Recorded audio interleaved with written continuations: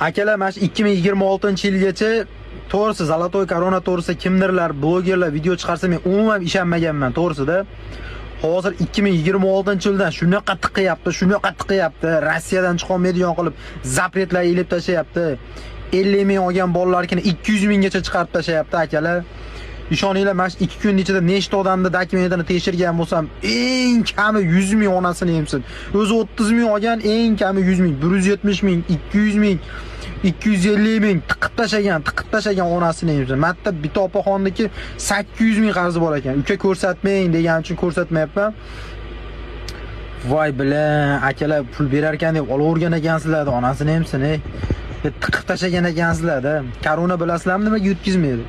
Korona mana shunaqa qilib 4 barobar, 5 barobar qilib turibdi, ichingizdan sug'urib oladi. Shuning uchun koronani qoplab ketadi. Shuning uchun korona arg'amchini uzun tashab qo'yadi. Bir kun bari yig'ishtirib olaman-da deb. Bitta zapret turadi, Rossiyadan chiqolmayapsiz-ku. Dokumentlar prasrochni olib ketdi-yu, spesperiyomga olib borib tiqadi sizni. Keyin siz uchun kimdir borib 200 ming qarzingizni ham yopish kerak. Spesperiyomdan keyin qimmat 3 baravariga samolyotga bilet olib, siz jo'natib berish kerak bo'ladi. Shuning uchun akalar, kalanglarni ishlatib, qarzinglarni tekshirtiringlarda, arendringlarni olib 1 oy, 2 oyliginglardan kechib, shunday koronani yopib, behijolat yuringlar akalar.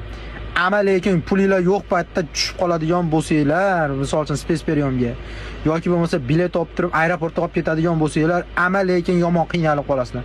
Ama og'ir bo'ladi, juda ham og'ir keladi. Shuning uchun vaqtida tekshirtirib, qancha qarzinglar borligini bilib, tez harakat qilib uzib yuboringlar. 2026-yildan korona boshqacha sxemaga o'tdi. Yorvara qo'zi qilyapti, ama boru.